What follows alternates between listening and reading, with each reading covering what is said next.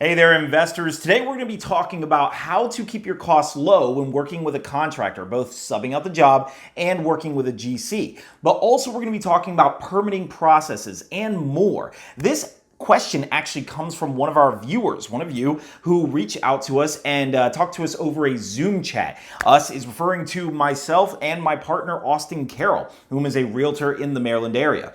So if you have any questions, feel free to reach out to me. You can contact me in the email in the description below, and we will absolutely schedule a chat, and you can get essentially what is 30 minutes of free consultation. So of course, you have to be okay with me recording and posting this on the channel because I want everyone to benefit. So without further ado, let's go ahead and get right into it. Hey, what's going on, Latoya? Thanks for joining us tonight.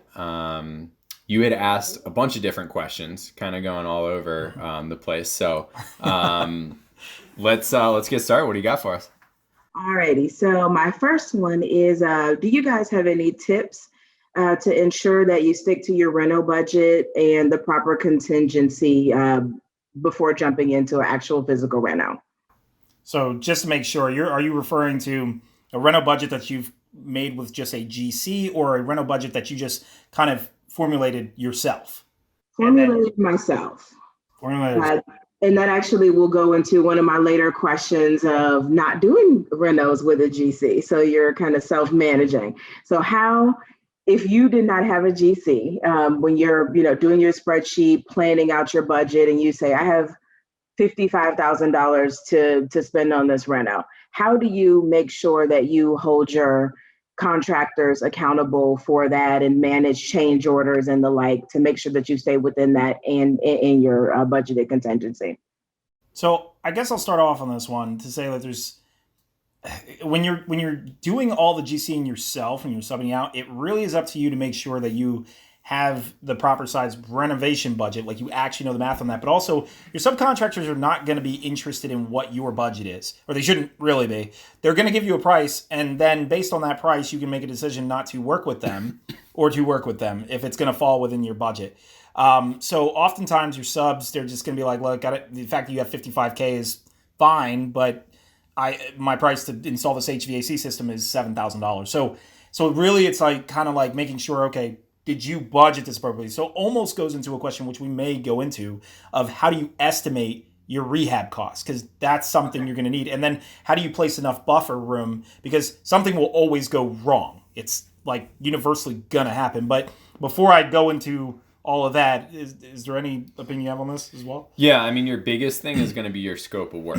And so, for example, even when you're GCing it yourself, and you're talking to, the different people, your scope of work is everything. So if you're talking to the electrician and you leave it unclear of who's buying the recessed lighting, who's buying, you might think like, oh, well, that's just like a, switch on the wall. I'm not going to buy the switch, so I'm not going to buy the recessed can light. But then they might say, oh, yeah, where's the can lights? I need that. And you're like, well, that's, $200 I didn't expect, per 8 cans or whatever it is. And so your scope of work is everything, and that's for every contractor. And if you get it, especially if you're working with contractors for the first time, like write it down and make sure it's written down. And so that, like these are the things that I need done from you. And it's relative, like you're not going to run into a whole bunch of stuff with your trades. So your plumber and your electrician and your HVAC people, it's really just who's buying the fixtures and what are the fixtures. And then with your general guy, even if it's not a general contractor, the person that's doing the drywall, all the other stuff, you want to make sure you specify all the things that need to be done. So for example, the drywall guy comes in and he says, hey, your ceiling goes like this, so your drywall is going to look weird. I need somebody to come in and level out the ceiling so that I can, make my drywall look nice.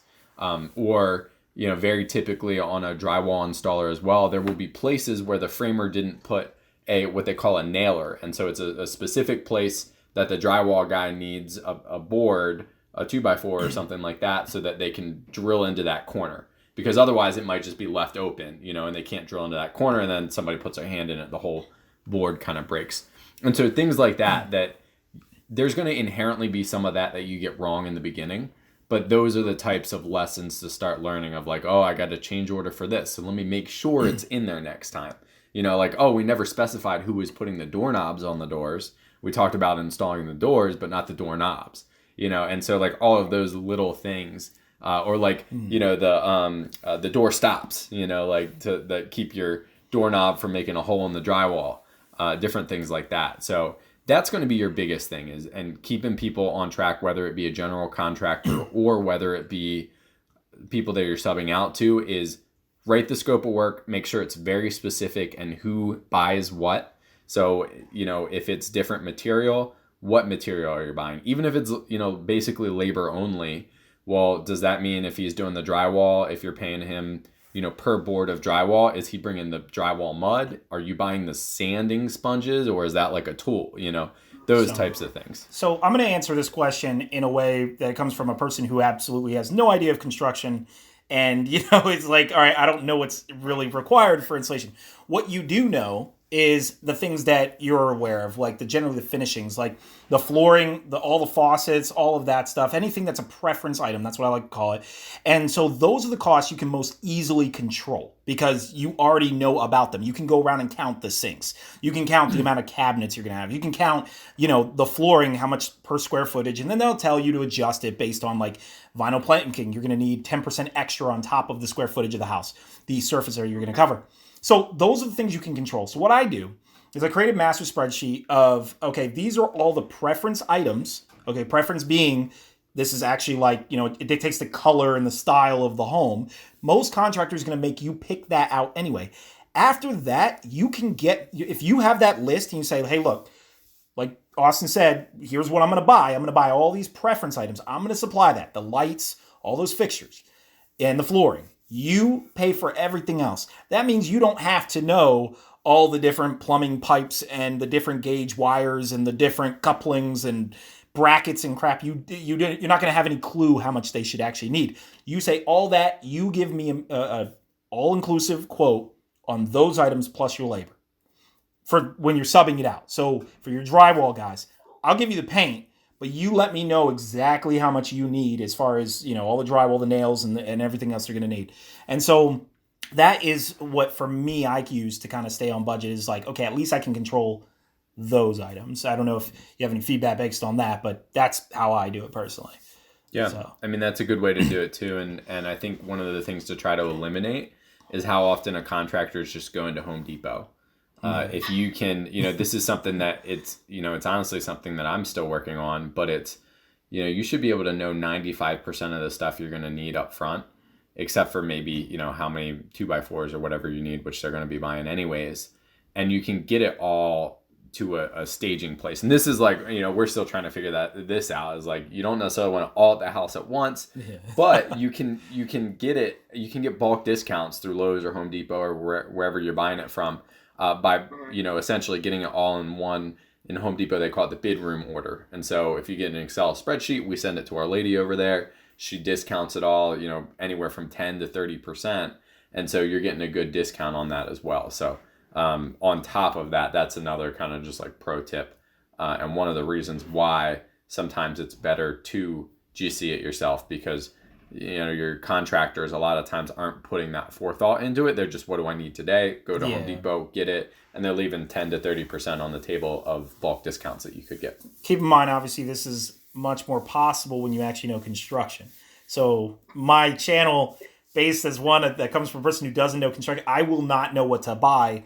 And then even then, I once put out a video where I was explaining, I was just told to go buy like simple stuff like screws and stuff. And there's so many different versions of everything that you're just going to lose your mind. I spent 5 hours in a Home Depot accomplishing very little, trying to just figure out what is what. So Austin's strategy is the best, but it is understandable if you don't simply know all those different things to buy. Like, once you get to the drywall section, you're like, oh my God, there's actually 10 different versions of this. What do you buy? Your contractor's not going to answer the phone for all that. So, so you can use both different methods. It just depends on how comfortable you are with construction. So, because I only personally buy just what I see. So what I know of, those finishings. That makes sense. I like both of those answers, and I feel a way to easily kind of merge them together too while I'm learning. and experiencing that. I feel like contractors may actually do what you said, Austin, and absorb those benefits themselves and not even tell you and not even tell the client about it. That could be true too. Yeah, if you've got somebody organized, they'll take that 10 to 30% because they're organized. Right. And you don't know what you don't know until you know. Yeah. So yes, I appreciate those answers. Thank you. And I'm looking, so my second question is dealing with Baltimore City with regard to getting permits, applying for permits. Do you have any advice, tips? Are there any pitfalls I should watch out for? How long should I be expecting to get certain permits, and, allotting for delays within the renovation project for that? Yeah, this is definitely going to be an Austin question. I think I've done permits now in 3 houses. Austin owns 68 units. He's been doing permits for a while. So yeah. Got any tips? So I'll generalize it a little bit to the permit process in general, and we can get to Baltimore City in a minute. But every jurisdiction is going to have a different process. And so here in Maryland, every county is different. If you're in another state, we're in this really interesting time period where some counties and cities are all online. Some are like still in person, come like walk it around. I used to do a lot of permitting in DC, and you would just go into this place and sit there and wait forever. It was called DCRA, and you would wait until the next person. DCRA very well. Yeah, if you know DCRA, oh my gosh, it's getting permits down there was a pain, and you had to do it in person. This is pretty now, Yeah, it was a good view. So that's like just a general note, is it's going to change very often. And we're in a time period where what we say today might be different in 6 months or a year for many jurisdictions. Now, to talk about Baltimore City specifically, Baltimore City actually has their stuff together with permits, which is nice. If you're like having trouble with it, then you're probably doing something wrong, because it's very simple. You log in onto your portal, and then you can very easily schedule inspections, all of that stuff. So here's how it generally works. I'll just say if you're GCing your own project, if it's a contractor that's pulling all your permits, then it's going to be a little bit different. But here's what it would look like for you. So depending on the scope of your project, you might need drawings or you might not need drawings. Usually if it's a larger renovation, you're going to need drawings. And this is also assuming a renovation that you're doing where you're not doing any actual structural changes, which should be the majority of kind of what you're doing. If you're doing structural changes, you do go into a slightly different system, and it takes a little bit longer. But for your normal like cosmetic renovation, even when I say cosmetic, meaning you're taking like all of the walls down, but you're not doing any structural changes, you're going to go in and you're going to go through this process, and you're basically going to say, I myself am my own contractor. There's like a spot for that as you go through the process. And then again, similar to your scope of work with your contractor, you're going to put together a scope of work for the city, for them to know what you're doing. Now, opposite of the contractor, you're going to want to be like generally a little bit vague with it.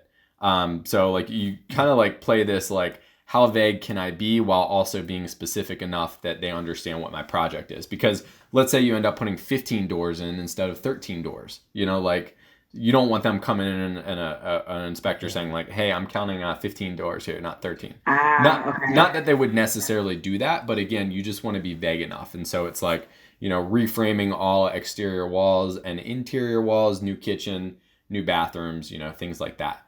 And then what you're going to want to put at the end of that, because you're not a licensed electrician, HVAC, or plumber, assuming that you're not, you would just put all trades to pull individual permits.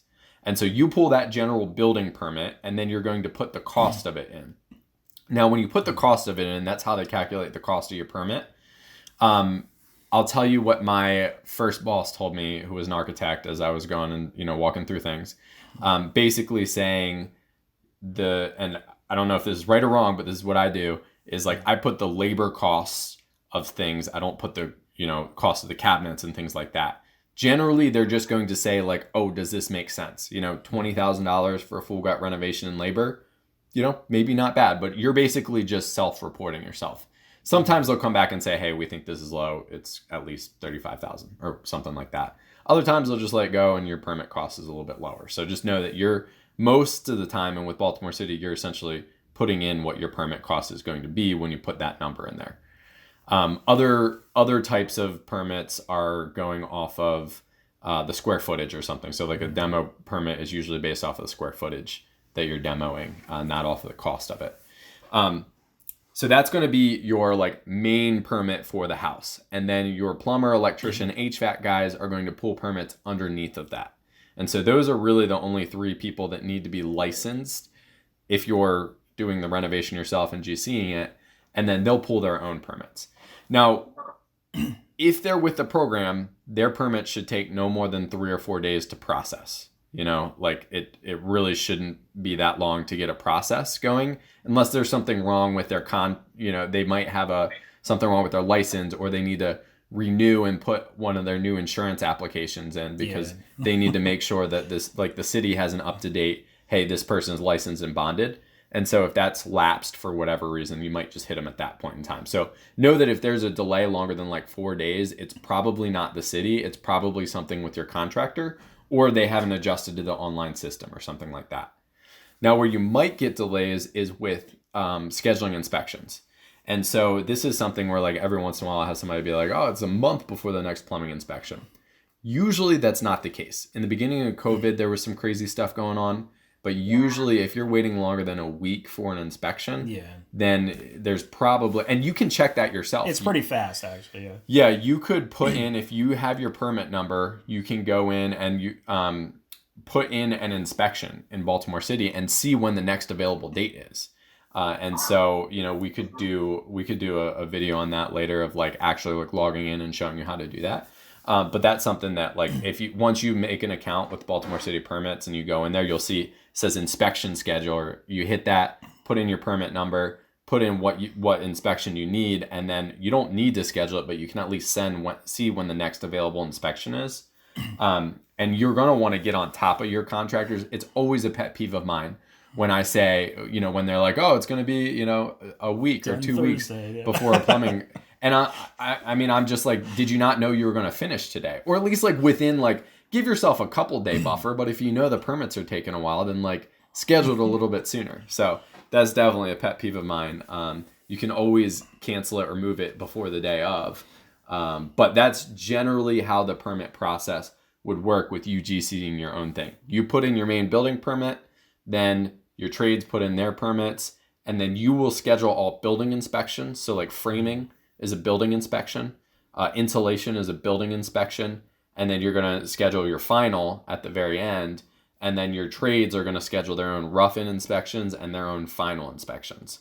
And so those are kind of like the general inspections that you're going to be scheduling if you're not doing anything, crazy major. So now he's gone over the entire process. I guess just to explain a few pitfalls that I ran into as that newbie investor who didn't do it right. One thing that was kind of surprising to me is if you change your plumber or electrician or your HVAC contractor, then the permits when you actually look them up online and you schedule for the inspections and all that, it's kind of done through their own little portal. Now you can schedule the inspection on your own using their permit number, but like one thing we ran into that was really shocking to me was the fines. So let's say you schedule an inspection and you fail it. They tell you what needs to be done. You then send your contractor in there to go fix those things. You schedule another inspection, and then you fail it again. They're going to halt your ability to do further inspections, and you're going to have to pay a fine. Now, this fine is not a big deal in the grand scope of the renovation. It's like $100 maybe, I guess, but that's not really the problem. The problem is you can't pay for it. That contractor who pulled the permits, they're the ones who have to pay for it. And we actually ended up in this whole problem where we're like, okay, how do I pay this fine? No one knows how to pay this fine. Turns out it's your plumber or your HVAC tech or your electrician. They have to pay the fine. And then I guess you just reimburse them. But if they can't figure out how to do that, then there was literally a situation where we had to renew the entire permit because he couldn't figure out how to pay the fine.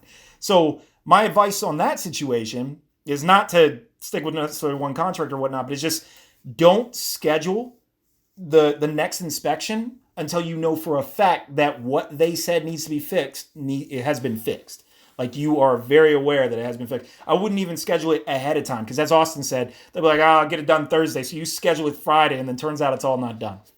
So that was one thing we ran into. And then the other one is based on that structural thing. I mean, as far as Austin mentioned, it takes a lot longer. This will a lot of times, I think, depend on your structural engineer. A lot of it seems like they mostly take CAD drawings from like not SolidWorks, but those CAD programs where you can kind of design it out. Oh, yeah. They can submit that, and if any of it is submitted incorrectly at all, then it holds up the process forever. So I'm stuck in a structural permit process for now I think I'm going on month 2. And I'm like, you know what? I'm just going to start because I've already submitted this and I'm just going to start renovating stuff. So that's another little pitfall I ran into. Now, obviously, for your first couple projects, you're probably not going to do any structural work, but just something to watch out for, yet that your engineer that you pick definitely needs to be on point with exactly what they're doing. So that makes sense. That makes total sense. And I'm glad to hear that Baltimore City specifically has an online scheduling process because I've not experienced that in other places. So that's actually really good to know. Yeah, it's one of those things where a lot of times people will just kind of talk trash about Baltimore City about everything and assume everything's bad. But the Baltimore City permit process is fantastic. You still cannot auto pay your water bill. Yeah, you can't do that. But I was just going to bring that up because I said that's it.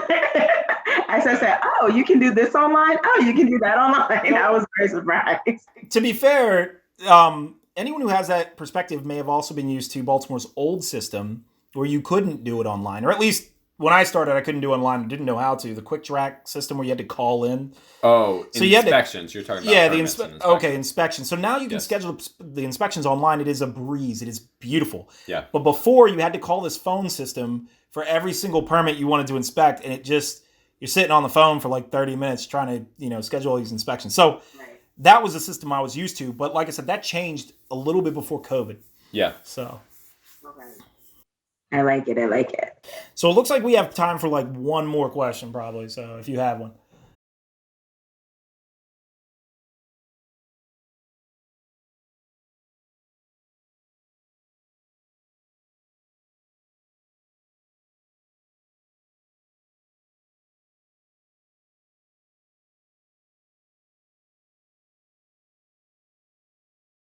So 2 problems with hiring a GC. Number 1 is probably more obvious. Your costs are going to get inflated by 20% of the entire reno cost. So it'll be easier to find deals if you do it yourself. Because your reno cost is decreasing. You can control the pace of it. And I'm sure there are many other disadvantages, but that's probably one of the main ones. The second main disadvantage, and this really comes from you being new, and this is one reason I definitely chose not to use GCs, is you never, or at least from my perspective, I've not used a GC, so I'm going to just, maybe Austin might correct me on this, but you never actually learn how to do it yourself then. You're just constantly relying on this other person to push the project for you. So if you hire a stellar GC and can get through the entire project in weeks and seamlessly, and you wake up the next day and you're like, project's done, well, great. Now you have to rely on him or her for the rest of your real estate career, which may be okay. Maybe you're trying to scale it. So maybe eventually you want to have hundreds of properties flipping or whatever a year, and you don't want to be in charge of all it, but you still won't understand the process 100% because you didn't do it yourself. I think, you can kind of say the same things I don't know. Well, I won't go into too many examples here just due to time, but you kind of get what I'm saying here. Austin, is there anything you disagree with that? Yeah, the only other thing that I like about doing it myself is if you get caught up with your general contractor not doing a great job on something, you're stuck on your whole project. Whereas if your electrician's a little bit slow or something, you can keep moving with other stuff. So that's the other thing, is you're not just relying on one person to go, get through it. Now that being said, as Devin said, there's different times where different things are merited. I'm getting busier and busier, and at some point I'll probably just hire a GC, and we kind of do that now. We've got one guy that does a lot of general stuff, and then we've just got our trades. And so rather than a drywall guy and a flooring guy and a cabinet installing guy, all that stuff, we have one guy that generally does a lot of that. So you'll find your own balance of that. But I do think what Devin was saying is very valuable in the beginning is the learning curve of it. And I would say that you could hire a general contractor and say, hey, I would like to be, very much a part of the process of this. So please, keep me in the loop as things are happening, and you can go walk through a lot and ask questions and things like that. So you certainly could learn from a good general contractor in that way. But it's kind of based off of your side. But that would be, and even in the first couple projects, you might mess up enough that your costs are the same as a general contractor's. But you've learned, and your next couple are going to be cheaper. That's definitely going to happen to you. So. Yeah. I'm not even afraid of it. Yeah, my first couple renovation projects, it would have been so much cheaper if I had paid the extra 20%. But then you lose out on the learning. You're still going to have to do that again and again and again until eventually you do it yourself. Yeah. So, I mean, if you already know construction, for anyone watching this, if you already know construction, like back then, yeah, hire a GC, I guess, if you want to save the time. So. Makes sense. Thank you. I really appreciate that. And those answers make perfect sense. Cool. Absolutely. All right. Well, thanks for joining us. We enjoyed chatting with you. Some good questions about permits and contractors and all that stuff. So thanks for having me. Yeah, absolutely. We'll talk to you soon. All right. See you soon. Bye.